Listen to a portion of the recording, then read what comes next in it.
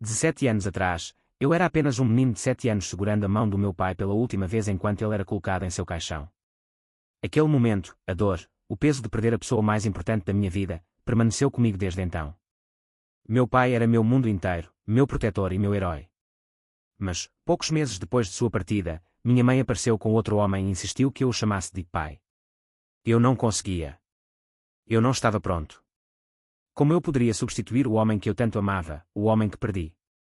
A vida mudou completamente depois que minha mãe se casou com esse novo homem. A casa que meu pai deixou para trás, o lugar repleto de todas as nossas lembranças, de repente passou a pertencer à sua nova família. E eu? Fui expulsa, forçada a morar com meus avós, longe do lar que um dia conheci. A sensação de abandono, a tristeza, era como perder tudo de novo. Agora, 15 anos depois, estou de volta. Luto para reivindicar o que é meu por direito. Mas, em vez de boas-vindas, sou recebida com hostilidade, ameaças e uma batalha judicial da qual nunca quis participar. Não se trata apenas de uma casa, trata-se de família, traição e de encontrar forças para me defender. Antes de começarmos, conte-nos nos comentários de qual cidade você está assistindo. Aproveite o vídeo. Ainda me lembro do calor da mão do meu pai no dia em que o perdi. Ele era mais do que apenas um pai, era minha âncora, meu protetor em um mundo caótico. Enquanto crescia, nossa casa era repleta de risadas, churrascos de domingo e sua voz firme me guiando pelas incertezas da infância. Naqueles dias, a vida parecia segura. Mas essa segurança era frágil e, quando ele faleceu, ela se despedaçou completamente. Eu tinha apenas 7 anos quando o funeral aconteceu. Vê-lo sendo baixado no chão frio deixou uma cicatriz no meu coração que ninguém viu. Eu me senti dilacerado por dentro, como se o mundo inteiro tivesse perdido a cor. No entanto, minha mãe, como se estivesse usando uma máscara, seguiu em frente rapidamente, rápido demais para eu entender. Em poucos meses, ela trouxe um novo homem para minha vida e exigiu que eu o chamasse de pai. Para uma criança em luto, agarrada a memórias, essa era uma traição que eu não conseguia aceitar. O novo marido da minha mãe, Bill, não era apenas um estranho, ele era um símbolo de tudo o que havia mudado e me machucado profundamente. Eu estava confusa, como ela poderia substituir o homem que havia construído aquele lar, que havia prometido nos proteger. Pior ainda, Bill trouxe seus próprios filhos, uma nova família invadindo a casa que antes pertencia a mim e ao meu pai. Meu quarto, meu santuário, foi doado aos seus enteados. A casa não parecia mais um lar, parecia uma invasão, um lembrete constante de que eu estava sendo apagada. Com o foco da minha mãe voltado para a nova família, fui mandada embora, para morar com meus avós paternos. Eles se tornaram minhas novas âncoras, meus protetores. A gentileza deles era o cobertor macio que me protegia da frieza da rejeição. Lembro-me de noites encolhida no sofá deles, segurando uma fotografia do meu pai, sussurrando histórias como se esperasse que as lembranças o mantivessem vivo. Mas, lá no fundo, eu lutava contra camadas de dor e ressentimento. Não era só perder meu pai, era perder minha mãe também. Cada visita, ou a falta dela, era mais profunda que a anterior. Ela ligava, talvez 1 ou 2 vezes por mês, dizendo que me amava, mas suas ações diziam algo bem diferente. Como conciliar as palavras de uma mãe quando suas escolhas gritam abandono? Durante aqueles anos, a tensão cresceu dentro de mim. Eu me sentia invisível na casa que um dia chamei de minha. Ouvia sussurros de vizinhos, o leve julgamento em seus olhos enquanto observavam a nova família da minha mãe, que havia assumido o controle. O silencioso campo de batalha entre a lealdade à memória do meu pai e a realidade de uma mãe que eu mal reconhecia dilacerava minha alma. Percebi que não estava lutando apenas por uma casa, mas pela minha identidade, pelo direito de ser eu mesma em uma família que parecia ter-me esquecido. Essas memórias, essas emoções cruas, moldaram quem eu sou hoje, um homem ferido, mas inquebrável, lutando não apenas por tijolos e argamassa, mas por respeito, dignidade e um lugar para chamar de lar novamente. Com o passar dos anos, aprendi a esconder a dor por trás de uma máscara de calma. Mas, por dentro, um fogo ardia, um fogo que um dia me levaria a reivindicar o que me era devido. Não apenas uma casa, mas o direito de ficar à sombra do meu pai, de cabeça erguida. E assim começa a luta, a história de um filho determinado a retomar seu lar, contra todas as adversidades e traições. O que acontece a seguir é uma jornada de amargura e resiliência, onde os laços familiares são testados e o verdadeiro significado de lar é redefinido. Ouvir a ordem de deixar o único lar que eu já conhecera foi como se alguém estivesse arrancando minha alma pedaço por pedaço. Não se tratava apenas das 4 paredes que me abrigavam, tratava-se das memórias, da segurança e do amor que eu pensava que nunca me abandonaria. Mas um dia, esse amor esfriou.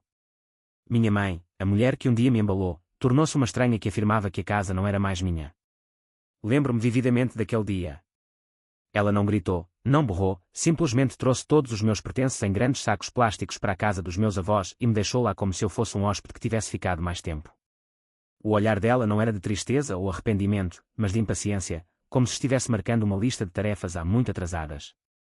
Eles precisam de espaço, ela me disse certa vez, depois que implorei por uma explicação, mas, lá no fundo, eu vi a verdade, era para dar espaço aos filhos do Bill. Meus avós me abriram os braços e a casa sem hesitar, mas a ferida da rejeição da minha mãe ardia implacavelmente.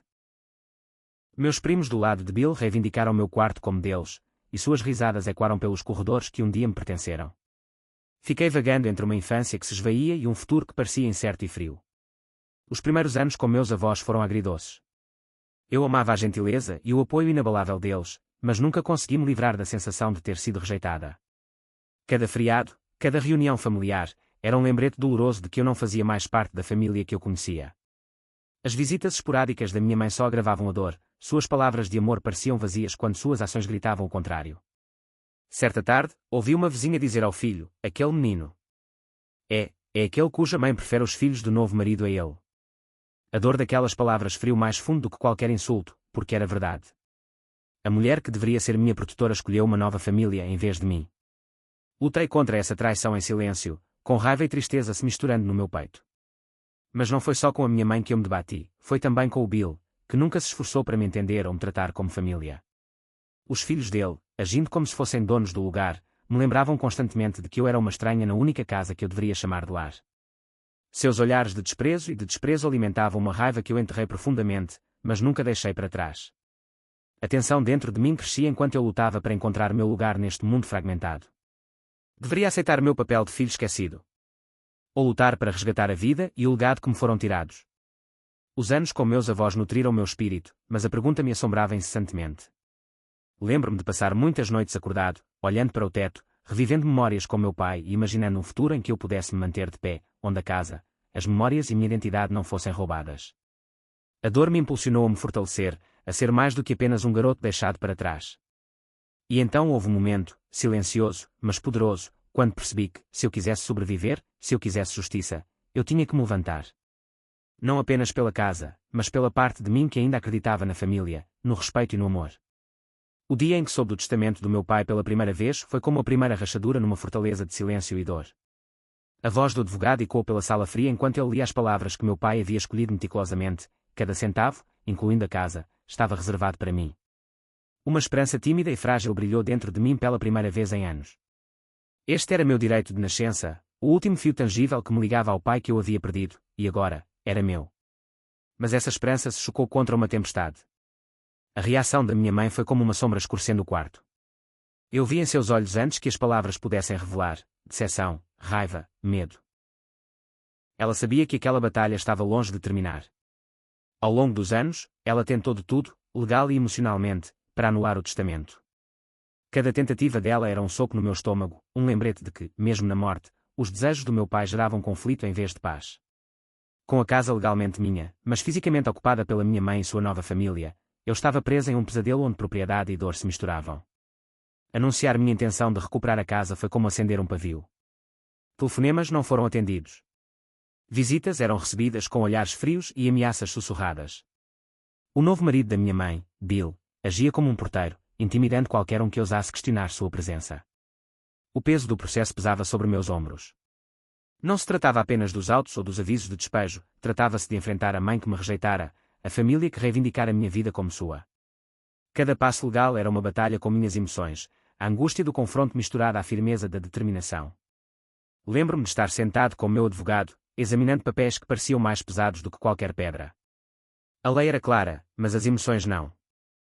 Cada visita ao tribunal, cada carta, era uma zona de guerra onde o amor vacilava e a amargura criava raízes. Até meus avós, meu santuário, estavam presos entre a lealdade e a tristeza, me incentivando a ser paciente, a considerar o panorama geral. Mas paciência era um luxo ao qual eu não podia mais me dar. Certa tarde, durante uma rara visita à casa, senti a dor da perda ao percorrer comodos que antes ecoavam com o meu riso, agora estranhos e frios. Rostos que eu conhecia se viraram, conversas cessaram quando entrei. Era como se a própria casa conspirasse contra mim, e tudo o que eu podia fazer era me agarrar à esperança de que a justiça, como uma chama que ardia lentamente, eventualmente iluminaria meu caminho. Este capítulo da minha vida não se tratou apenas de recuperar propriedades, tratou-se de recuperar identidade, dignidade e um futuro.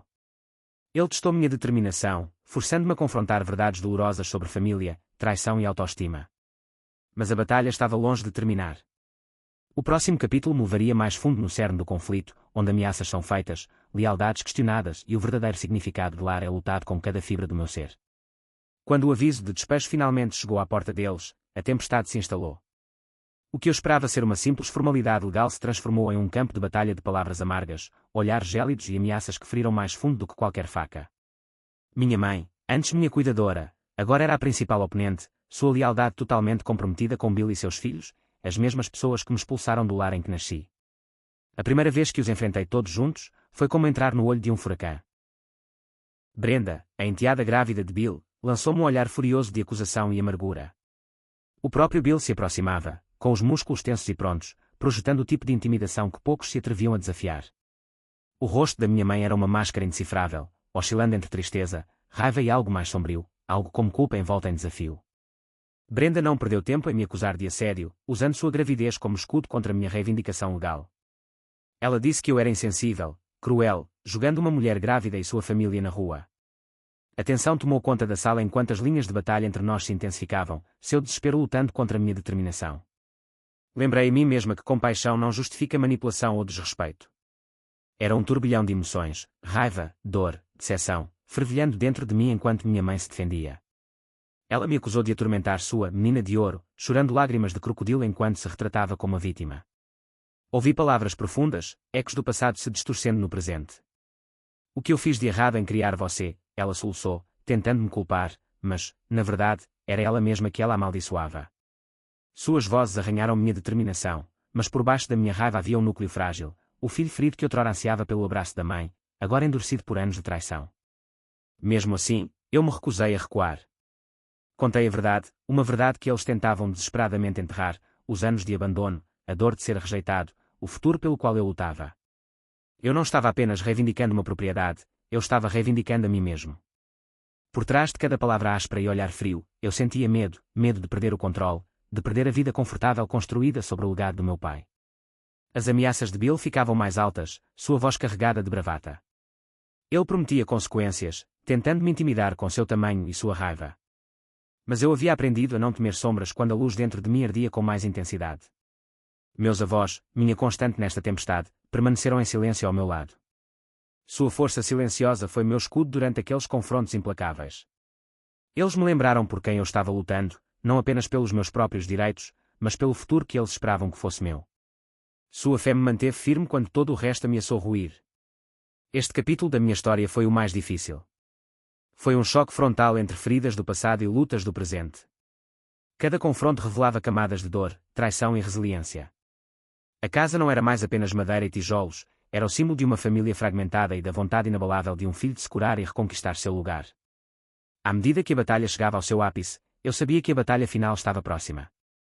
O que aconteceria em seguida mudaria tudo.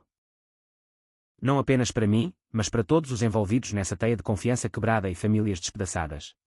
Fique por perto, porque o próximo capítulo traz o dia do despejo, a polícia e o momento em que tudo o que você acha que sabe sobre família e justiça é colocado à prova final.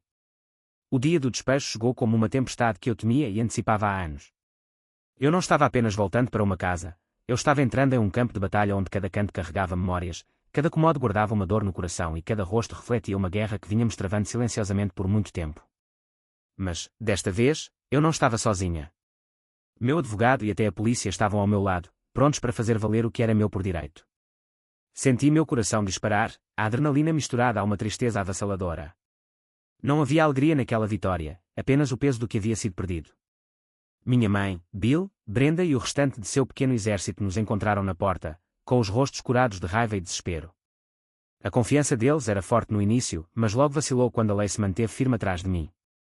Era surreal ouvir seus xingamentos e ameaças, ver Bill brandir um taco de hóquei como uma arma e ver as tentativas desesperadas da minha mãe de me implorar.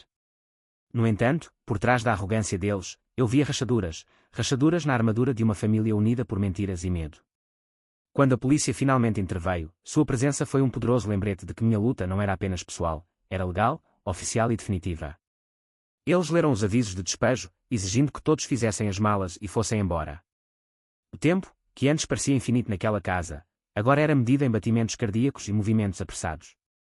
3 horas, esse era todo o tempo que lhes era dado. Apesar do caos, permaneci calmo, com a mente focada no que me esperava: alugar a casa, reconstruir minha vida e curar as feridas que se apagavam silenciosamente sob a superfície. A casa, antes um campo de batalha, se tornaria meu trampolim. Mas a batalha emocional não havia terminado. As últimas tentativas da minha mãe de me fazer sentir culpada, a gravidez de Brenda usada como escudo, as ameaças de Bill, tudo isso se transformou em uma tempestade tóxica de dor e raiva. E, ainda assim, eu me apegava às palavras dos meus avós, à fé de que justiça e bondade poderiam coexistir, de que não se tratava de vingança, mas de recuperar o que era meu. Após o despejo, tomei todas as precauções, consegui uma ordem de restrição para proteger a mim e aos meus futuros inquilinos de qualquer novo assédio. A lei já havia-me protegido antes, e eu não ia deixar o medo me tirar isso. Sair de casa naquele dia foi agridoce. Era minha, sim, mas cada passo carregava o peso dos laços rompidos e do tempo perdido. No entanto, por baixo de tudo, senti uma pontada de esperança.